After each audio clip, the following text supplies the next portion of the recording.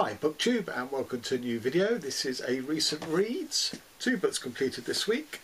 Zabor or the Psalms, written by Kamil Daoud, and Dag Solstad's Novel 11, Book 18.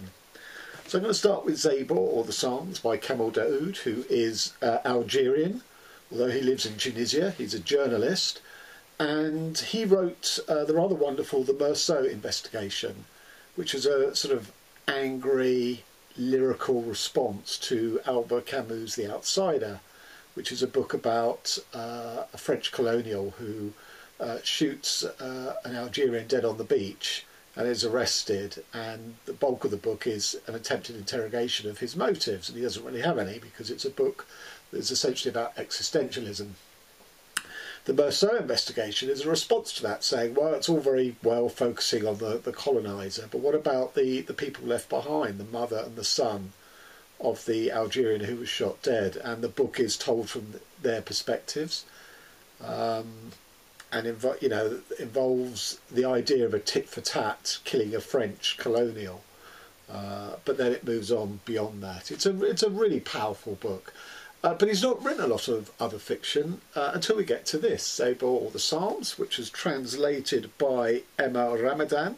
And this was published in, well, the translation was 2021, so it's only just out in English, but it was published in 2017. And this is a totally different sort of book. It's not angry, it's much more lyrical and meditative and contemplative on stories and language and reading. So Zabor Daoud, possibly a relation of Kamil Daoud, although this is a work of fiction, I want to stress, is an outsider in his village. He has fainting fits. He has a voice when he talks that everyone laughs at him because he sounds like a billy goat. He's an orphan effectively because his mother died and his father remarried, and he had a stepbrother who ended up down a well, and the stepmother accused Zabor, even though he was a very young child, of pushing him down the well and insisting that he was banished by his father, who is the sort of richest man in the village and the town's butcher. And his father complies and sends Zabor away with one of his aunts, who is a spinster. So he's very much sort of on the fringes of things, and people also think he's so strange that he's been touched by the evil eye.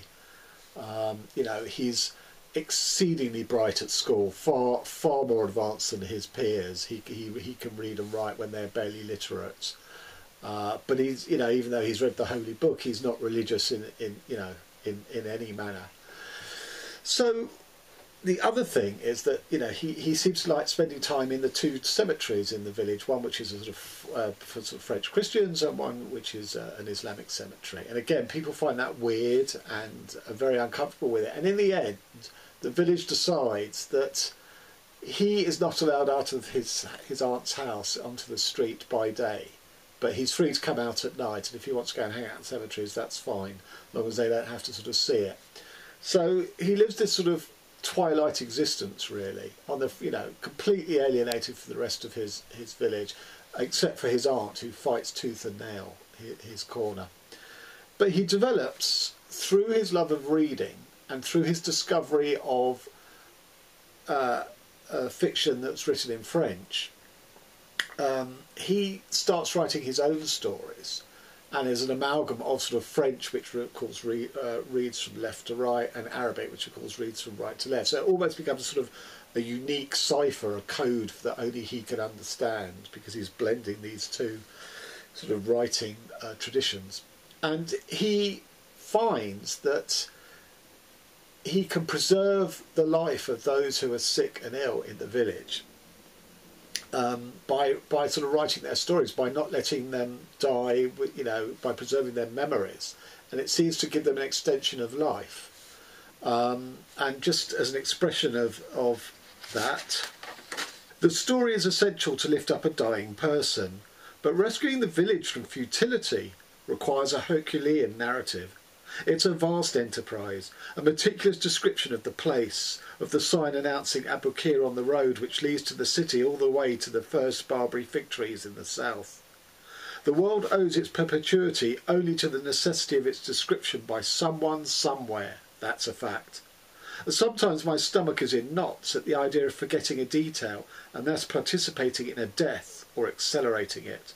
What I forget, death remembers. And another beautifully simple sort of explanation of life, death, love, family, tragedy. I feel immense pity for my family's fate, in mounting waves up to the high tide of mercy. I feel anger against this God who enriches the inhabitants in cycles, makes them believe in pleasure, then crushes them with illness and death. And there we have the cosmic injustice of human life, ladies and gentlemen. But the crux of the story is his father is on his deathbed. Now, this is the father who's banished him, don't forget. And despite their better judgments, his family or his step-family call for him. He has 3 days of 3-hour windows to write to save his father's life.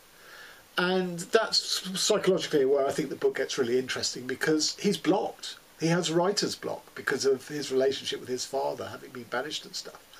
And if he can't overcome this block, in his own mind, effectively he's killing his father because he's not saving him like he could save other people. And for his father's part, even though his father is, barely able to speak, he's on his deathbed with guilt and regret and recrimination about how he's treated his son. So you've got this curious, non-speaking relationship at the side of a bed, of the father lying prone in it and the son sat at the foot of it.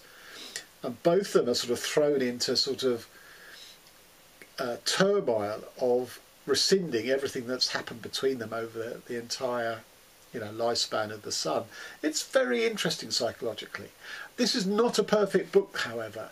It goes round and round in concentric circles, sort of tracking back on itself about how Zabor sort of discovered reading, and then discovered reading in non-Arabic languages, and how he discovered writing, and then how he discovered his power to save people, or at least to postpone their deaths through writing and preserving their memory, changing the tense of what was happening, the verb tense, things like this.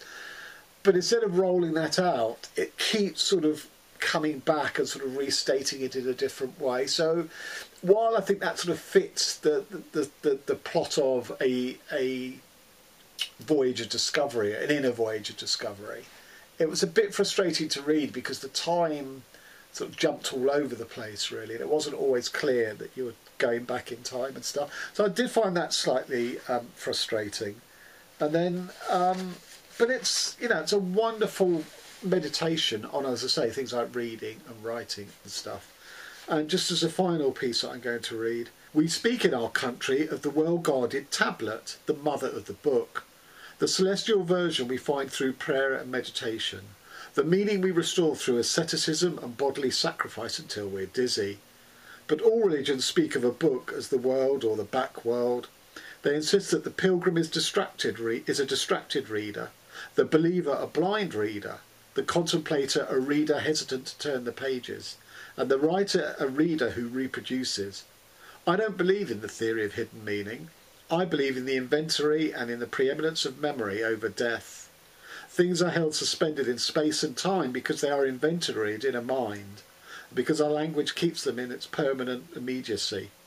It's a story of magical encounter. The present and its universe exists because a man remembers. So, as beautiful as that is, it is also an echo of what I come to later. Whenever I came out of a book, I would stumble on my own body and fall back into gravity and the limits of meaning. With no book open on my knees or held up over my head when I was lying down, no wife, shiny lips, tied to a separate with a staff, no foremast, breasts or sweltering heat that made the refugee of the body groan. The island was a rock, and the only story available was that of my father, who belaboured his largesse, his lambs, and his misery under the colonisers. So that's what I mean. There's sort of repetition, really, of themes and stuff, and this sort of concentric circle structure, which I thought was quite was, you know, a bit unsatisfactory. Why I knock a star off it? So I give it 4 stars. But it's a very rewarding read, I think, in terms of the ideas and the expression of the wonderment of reading, the wonderment of language and storytelling and things like that.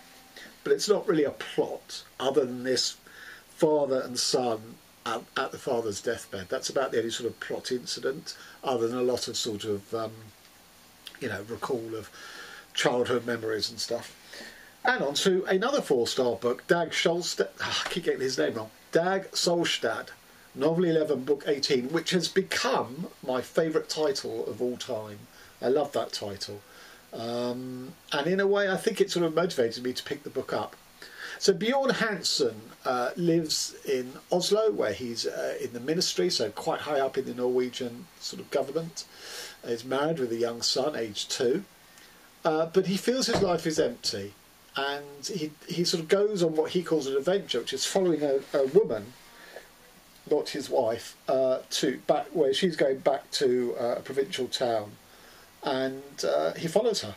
They've been having a relationship, and he decides to sort of, you know, leave his wife for this woman. So in this new town, he gets a job as the local head of the local tax collector. So that he's downgraded from a ministerial job to a you know, provincial civil service job, and they're not married, but they do live as man and wife. And she is big into amateur dramatics, and he joins the group, and that becomes the sort of the social centre of their circle, as they do operettas. An operetta for over 4 days every year, different operetta each year. And he does this for 12 years. And at the end of that period, he realises that it's no less fulfilling. His life is still empty than when it was back in Oslo. So he moves out from that house, sets up in a sort of bachelor apartment. And his son, who he abandoned at age 2, is coming to study in the university in this town, and asks if he can stay with his dad until he gets a pad of his own. So there's a sort of reconciliation of some sorts with his son. That is, he's very much on the back foot, because obviously he's full of guilt and recrimination over that. And then finally he undertakes this another adventure, really, but for a very perverse one, which I can't really talk about without giving spoilers, which sort of concludes the book. So all the way through he's searching for fulfilment, for meaning, something to fill what is an empty life, be it at a high level as a government minister, working in the office of a government minister, or, you know, a provincial life, but they're all equally empty to him. So in that sense, I think this is a book about sort of existentialist angst. It's got a curious tone. It says his name a lot, Bjorn Hansen this, Bjorn Hansen that, and it very much has the feel of, it is written in the third person, but it has the feel of a first person who talks about themselves in the third person, if that makes any sense. So this is not told from a first person point of view, but it has that feel of what's called illism, where you talk about yourself in the third person. And it's quite an engaging tone. I mean, it's a short book, it's just over 200 pages, and I whizzed through it in 2 days. And it's quite enjoyable, but ultimately it's just another existentialist angst book. Ultimately, the strange decision that he takes towards the end of the book, I didn't really understand or buy. But there are some beautiful passages of writing in here. When he talks about, his wife has always been this very attractive sort of pole star for everyone in their social circle. That she is the glue that holds that circle together, and lots of men sort of flirt with her, but she's very loyal to Bjorn. You know, she's not unfaithful, and he comes to realise this over his own suspicions. But as she hits her 40s, it changes in terms of men don't quite give her the attention that they used to, and then he feels sorry for her, but equally he says, well, you know, when beauty is gone, only loyalty remains. And of course, ultimately, he doesn't display loyalty because he leaves her. He doesn't leave her for another woman. He just leaves the relationship.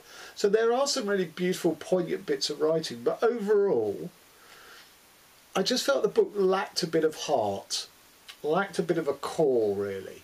It was fun going through the page by page. It was a sort of fun read on that level.